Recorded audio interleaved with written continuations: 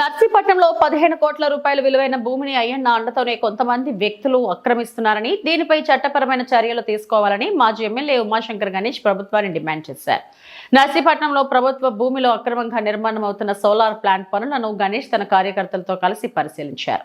నర్సీపట్నం మున్సిపాలిటీలో బలఘట్టం ఏరియాలో అన్నవరం శ్రీ సత్యనారాయణ స్వామి దేవస్థానం వారికి సర్వే నెంబర్ 647లో విస్తీర్ణం 18 ఎకరాలు మరియు సర్వే నెంబర్ 648లో విస్తీర్ణం 12 ఎకరాలు 20 సెంట్ల చొప్పున భూమి కలదు. సుమారుగా 30 సంవత్సరాల పైనుండి ఆ భూములను ఆయా ప్రాంత రైతులు వ్యవసాయం చేస్తూ ప్రభుత్వంకు లీజుకు చెల్లిస్తున్నారు. ఈ భూమిని దేవాదాయ శాఖ వారు వేలంపాట ద్వారా రైతులకు ఇస్తుండేవారు. లీజుదారులు ఆ భూమిలో ఆగాకరకాయ, బీర వంటి కూరగాయలు పండించేవారు. ఆ విషయాన్ని గమనించిన కొందరు అధికార పార్టీ రాజకీయ నాయకులు సుమారుగా 30 ఎకరాల 20 సెంట్ల భూమిని ఆక్రమించినప్పటికీ దేవాదాయ శాఖ వారు ఏమీ పట్టించుకోలేదు. విషయాన్ని గమనించిన మేము ఆ భూములను పరిశీలించగా దానిలో ఇనపరాడ్లు పాతి సోలార్ ప్లేట్లు అమర్చి తద్వారా ఆర్థిక లావాదేవీలు చేసుకోవడానికి ఎండోమెంట్ భూములపై ఆర్థిక స్తోమత కలిగిన మరియు ప్రముఖ టీడీపీ నాయకులు ప్రయత్నాలు చేస్తున్నట్లు సమాచారం. ఎటువంటి హక్కు లేకుండా సదరు వ్యక్తులు ప్రభుత్వ భూమిని కబ్జా చేసి వ్యాపార అవసరాలకు 2 నెలల నుండి ఆ భూములలో దౌర్జన్యంగా కోట్ల విలువైన ప్రభుత్వ భూమిని ఆక్రమించి పనులు చేస్తున్నప్పటికీ ఎండోమెంట్ డిపార్ట్మెంట్ వారు కనీసం కన్నెత్తి చూడకపోవడం పలు అనుమానాలు కలిగిస్తుంది. ప్రభుత్వ భూమిని ఆక్రమిస్తున్న వారిపైన అధికారులపైన చట్టపరమైన చర్యలు తీసుకోవాలని డిఎస్పీ శ్రీనివాసరావు కలెక్టర్కు ఫిర్యాదు చేశారని తెలిపారు.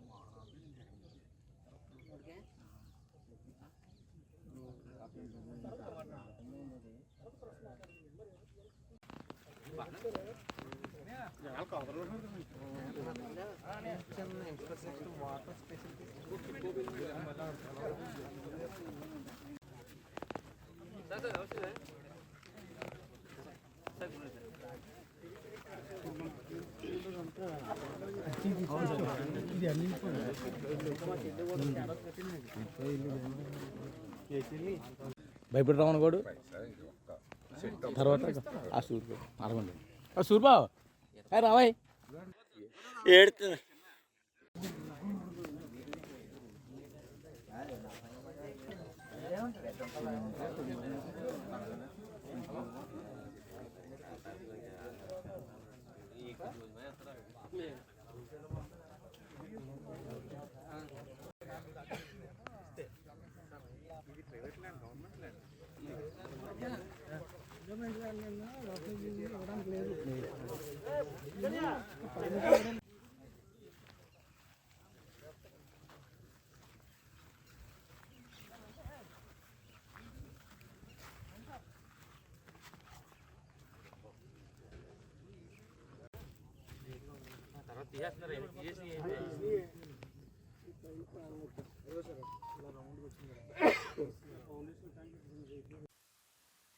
ఓకే సార్, అందరికీ నమస్కారం అండి.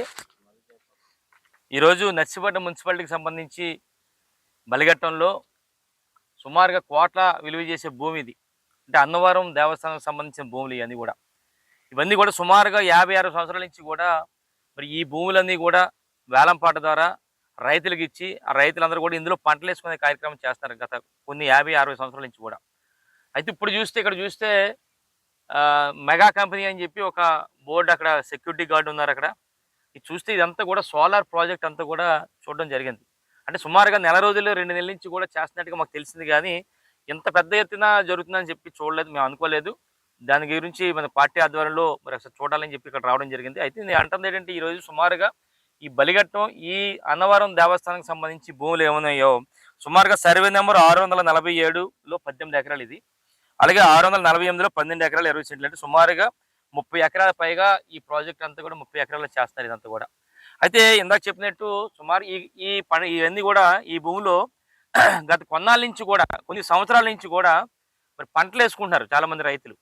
మొన్ననే కూడా లేటెస్ట్గా సుమారుగా 2022 ఆగస్టు నుంచి మొన్న 2025 ఆగస్టు వరకు కూడా ఒక 2 రైతులు ఈ ప్రాంతంలోనే ఈ భూమిలోనే ఏదైతే అన్నవరం దేవస్థానం సంబంధించిన భూములు ఉన్నాయో సర్వే నెంబర్ 647 648లో ఇక్కడ బీర బీరకాయలు కానీ అలాగే ఆగాకరాయి కానీ కూరగాయలన్నీ కూడా ఇందులో పండించారు.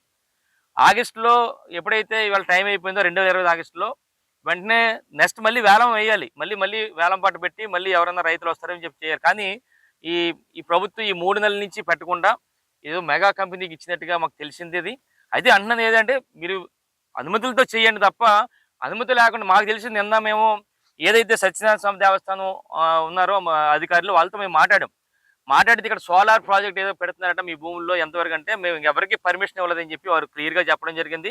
మరి పర్మిషన్ ఇవ్వాలన్నప్పుడు మీరు ఎందుకు చర్యలు తీసుకోవాలని చెప్పి అడగడం కూడా జరిగింది మేము అందరూ కూడా.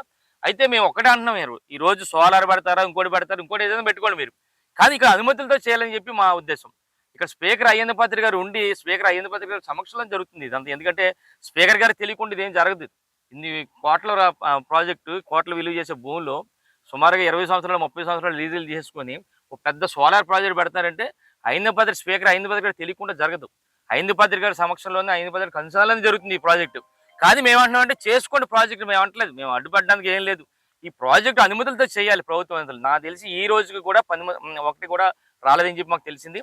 అందుకని ఇవన్నీ కూడా పరివి చేస్తున్నాం. ఇప్పుడు వెంటనే ఈ రోజే మేము ఆర్డీఓ గారికి, ఇక్కడ డిఎస్పీ గారికి కంప్లైంట్ చేస్తాం. ఎవరైతే అక్రమంగా అనుమతులు లేకుండా ఏదైతే చేస్తున్నారో వాళ్ళపై చర్యలు తీసుకోవాలని చెప్పి ఒకటి, అలాగే గౌరవ కలెక్టర్ గారికి అలాగే గౌరవ ఎస్పీ గారికి కూడా ఇప్పుడు ఫిర్యాదు చేసే కార్యక్రమం చేస్తాం కనుక వెంటనే ఇప్పటికైనా సరే మరి అధికారులందరూ కూడా దీనిపై అధికారికంగా అనుమతి లేకుండా చేస్తున్నందుకు వాళ్ళందరి మీద చర్యలు తీసుకోవాలని చెప్పి మేము డిమాండ్ చేస్తున్నాం. మరి రేపు రాబోయే రోజుల్లో కానీ మళ్ళీ కానీ ఈ అనుమతి లేకుండా చేస్తే మాత్రం పార్టీ పెద్ద ఎత్తున ఈ కార్యక్రమం ఆందోళనకార్యం చేస్తామని చెప్పి ఈ సందర్భంగా తెలియపరుస్తూ మరొకసారి స్పీకర్ అయ్యేంద్ర పాత్రి గారికి చెప్పేది ఏంటంటే, మీ ఆధ్వర్యంలో జరుగుతున్న ఈ ప్రాజెక్ట్ని అనుమతులతో చేయండి తప్ప అనధికారికంగా అధికారం ఉంది కదని చెప్పి అనధికారికంగా కొన్ని కోట్ల రూపాయలు విలువ చేసే భూమిలో మీరు మరి దారాదత్తం చేసే విధంగా ప్రైవేటు వారికి చేయవద్దని చెప్పి మీ ద్వారా అయ్యేంద్ర పాత్రి గారికి చెప్పడం జరుగుతుంది.